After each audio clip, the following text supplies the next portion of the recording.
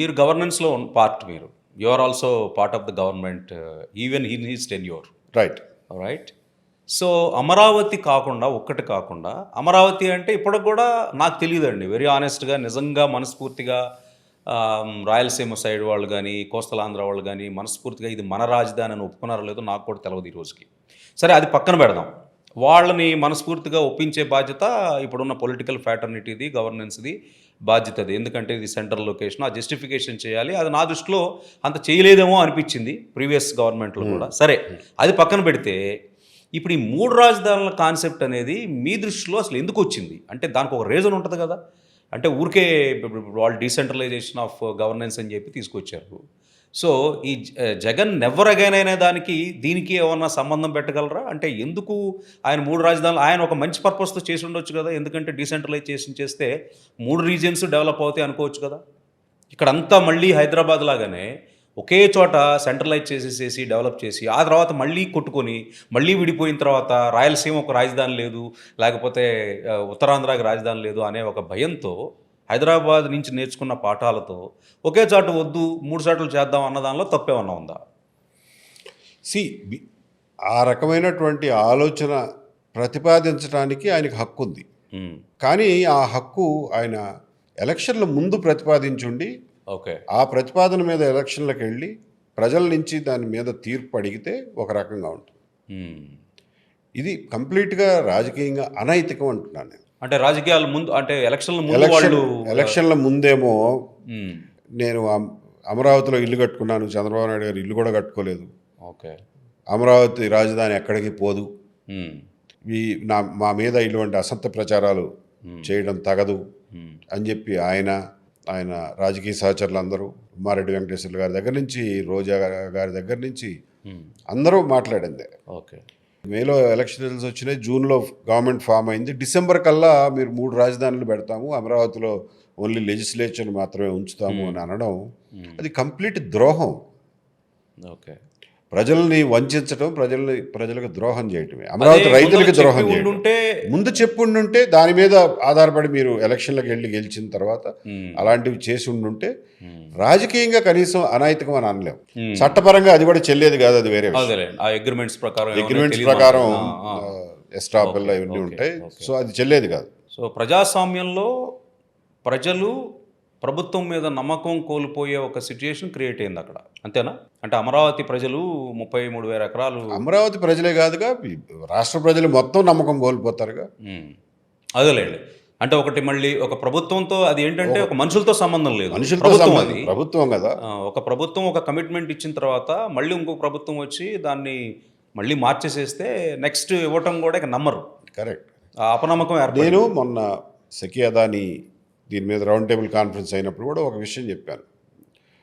మీ ప్రేక్షకులు slightly different ప్రేక్షకులు కాబట్టి రిపీట్ చేస్తాను. ప్రజాస్వామ్య వ్యవస్థల్లోనండి, అన్లైక్ రాచరికాల్లో లాగా కాకుండా ప్రజాస్వామ్య వ్యవస్థల్లో ఒక గవర్నమెంట్ తీసుకున్నటువంటి నిర్ణయాలని తర్వాత వచ్చే గవర్నమెంటు వాటికి కట్టుబడి ఉండడం అనేది ఒక రాజకీయ సంప్రదాయం ప్రజాస్వామ్యాలు. అవును. కానీ ఇక్కడ ఒక సమస్య ఉంది.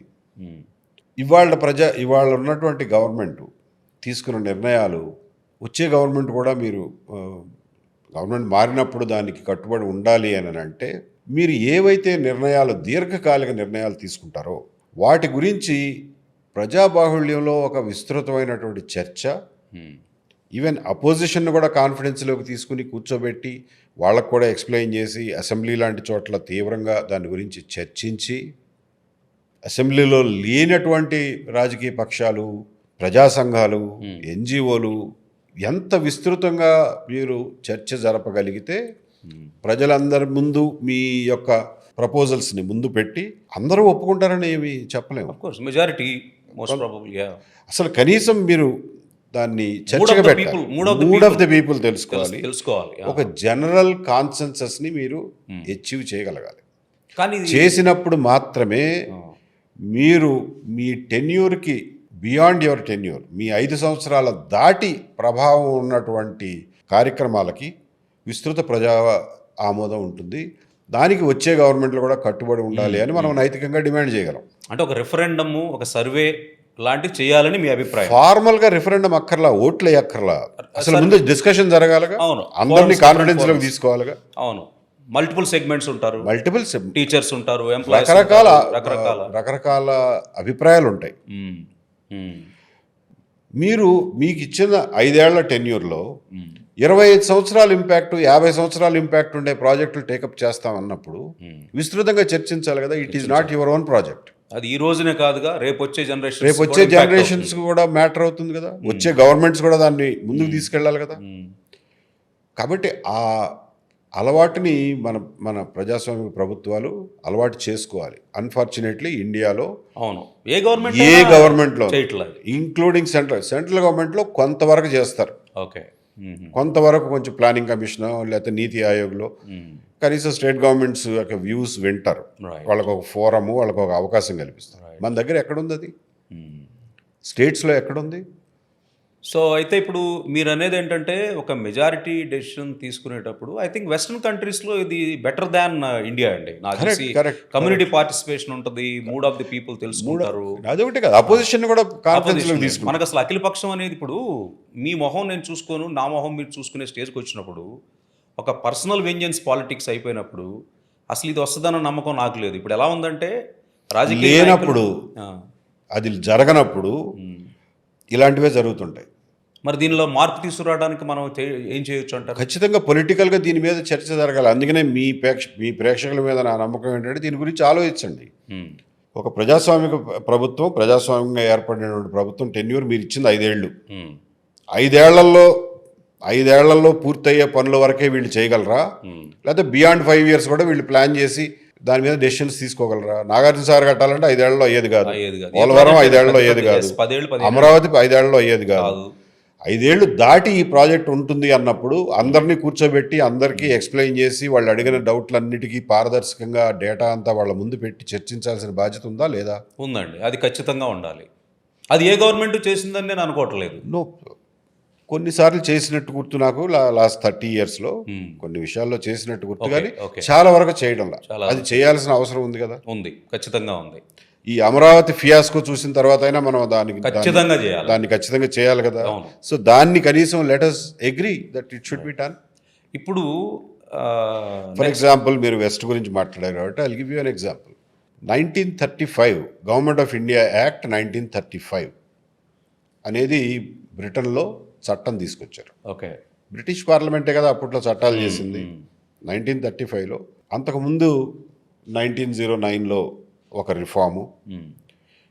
వాళ్ళండి బ్రిటిష్ వాళ్ళు బేసికల్గా అరౌండ్ 1905 టైం నుంచి ఎప్పుడైతే బెంగాల్ విభజన జరిగిందో దాని మీద పెద్ద ఎత్తున నిరసనలు, ఇన్ఫ్యాక్ట్ మిలిటెన్సీకి కూడా దారి తీసిందో, ఆ తర్వాతే మన వాళ్ళు మిలిటెంట్గా లాల్ బాల్ పాల్ అంటారు చూడండి, ఆ మిలిటెంట్ యాక్టివిటీ అంతా బెంగాల్ విభజనని పురస్కరించుకుని స్టార్ట్ అయింది. ఓకే, అంటే విపరీతంగా రియాక్ట్ అవ్వడం మొదలెట్టారు ఇండియన్స్. అంతకుముందు చాలా పీస్ఫుల్గా ఉండేవాళ్ళు, మిలిటెంట్గా రియాక్ట్ అయ్యేవాళ్ళు. ఎంపైర్ ఏదైతే ఉందో బ్రిటిష్ ప్రభుత్వం ఒక నిర్ణయం తీసుకుంది. ఏంటంటే ప్రతి 10 సంవత్సరాలకి భారతదేశాన్ని ఎలా పరిపాలించాలి, భారతదేశ పరిపాలనలో భారతీయుల పాత్ర ఎంతవరకు ఉండాలి, ఎంతవరకు ఎలా మెల్లమెల్లగా పెంచుకుంటూ పోవాలి అనే దాన్ని గురించి ప్రతి 10 సంవత్సరాలకి ఒక కమిషన్ వేసి ఆ కమిషన్ రిపోర్ట్ ఆధారంగా సంస్కరణలు తీసుకొద్దామనే ఒక నిర్ణయం, విధానపరమైన నిర్ణయం తీసుకున్నారు బ్రిటిష్ వాళ్ళు. ఆ నిర్ణయానికి కట్టుబడి 1909లో మార్లే మింటో అనే కమిషన్ వేశారు. వాళ్ళు కొన్ని రిఫార్మ్స్ సజెస్ట్ చేశారు. మార్లే మింటో రిఫార్మ్స్ అంటారు 1909లో.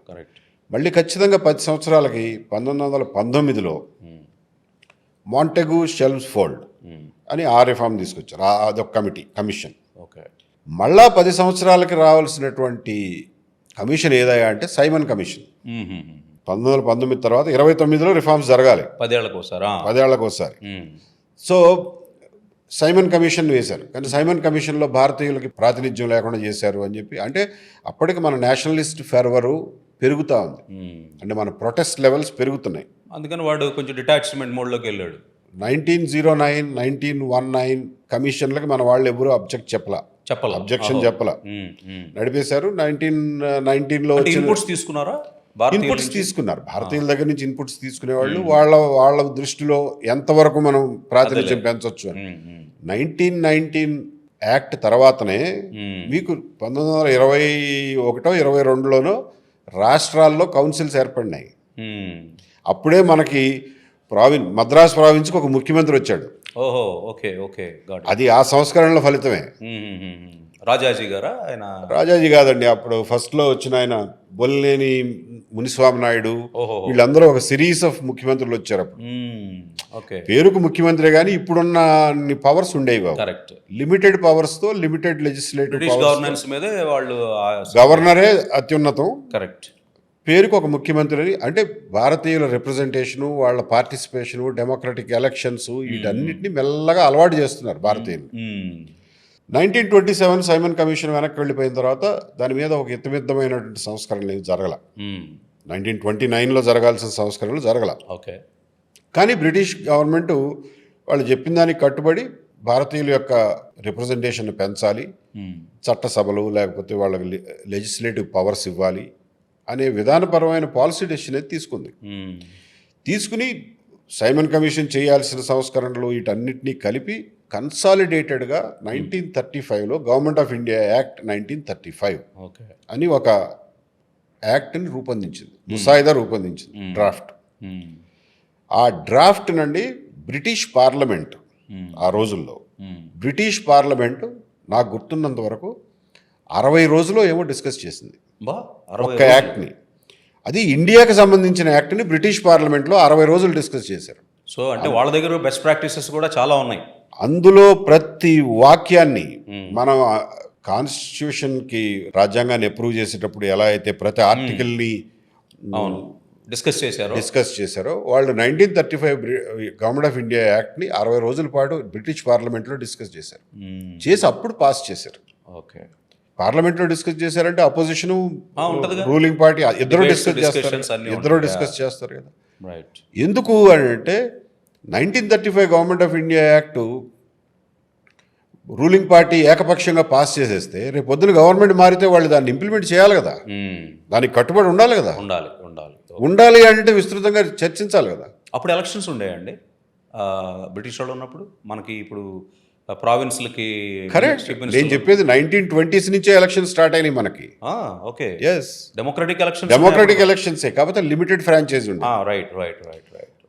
ఆస్తి హక్కు ఉన్న వాళ్ళకే ఓటు హక్కు. ఓకే. అలా లిమిటెడ్ ఫ్రాంచైజ్ ఉండేది. 1935 యాక్ట్ వచ్చిన తర్వాత జరిగినటువంటి ఎలక్షన్స్ చాలా ఇంపార్టెంట్ ఎలక్షన్స్ ఇండియాలో. అదే టర్నింగ్ పాయింట్ అంటే అదే టర్నింగ్ పాయింట్ భారతదేశంలో పాలిటిక్స్కి, ఈవెన్ పాకిస్తాన్ ఏర్పాటుకి కూడా అదే టర్నింగ్ పాయింట్. బీజం పడింది అక్కడే.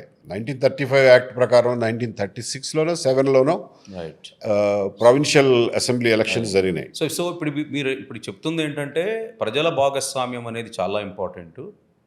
ద టెంపుల్స్ ఆఫ్ డెమోక్రసీలో ఒక కన్స్ట్రక్టివ్ డిస్కషన్ అనేది జరగాలి, ఎస్పెషల్లీ లాంగ్ టర్మ్ ప్రాజెక్ట్స్కి. అబ్సల్యూట్లీ. ఊరికే అది జస్ట్ క్యాబినెట్ అప్రూవ్ చేశారు మీరేదో కాదండి. మీరు పోనీ ఏదో ఉగాది పురస్కారాలు ఇద్దాం అనుకున్నారు, అవి పర్లేదు, 10 మందికి ఇద్దాం అనుకున్నారు. ఇంకో సంవత్సరం నెక్స్ట్ ఇయర్ ఇంకో 10 మందికి ఇస్తారు. దానికోసం పెద్ద విస్తృతమైన చర్చ అక్కర్లా, అవసరం లేదు. దాని ఇంపాక్ట్ తక్కువ. Government can take a decision. Tirumala Tirupati Devasthanam board వేయాలి, అది మీ ఇష్టం. 2 ఏళ్ల పాటు వేస్తారు బోర్డు, అది విదిన్ మీ 5 years 10 yearsలో వ్యవహారమే కదా. మార్కెట్ కమిటీ చైర్మన్ వేయాలి, వేసుకోండి. బట్ 25 సంవత్సరాల ప్రాజెక్ట్ ఏదైనా తీసుకున్నప్పుడు దాని మీద కాన్సెన్సస్ తీసుకునే కదండి. ఇప్పుడు మనం మాట్లాడే ఈ సస్టైనబిలిటీ అనేది ఈ రోజు బాగుండాలి, మనం తీసుకునే డెసిషన్ రేపు జనరేషన్స్ కూడా బాగుండాలి అనే దాన్ని మీరు ప్రమోట్ చేస్తున్నారు బేసికల్గా. అది ఎస్డిజి, అది ఖచ్చితమైనటువంటి అవసరం అంటున్నా. బెటర్ టుడే బెటర్ టుమారో రెండు ఉండాలి. లేకపోతే ఆ నిర్ణయానికి కట్టుబడి ఉండాల్సిన నైతిక బాధ్యత వచ్చే గవర్నమెంట్కి ఎందుకు ఉంటుంది? అంతే, చెప్పండి.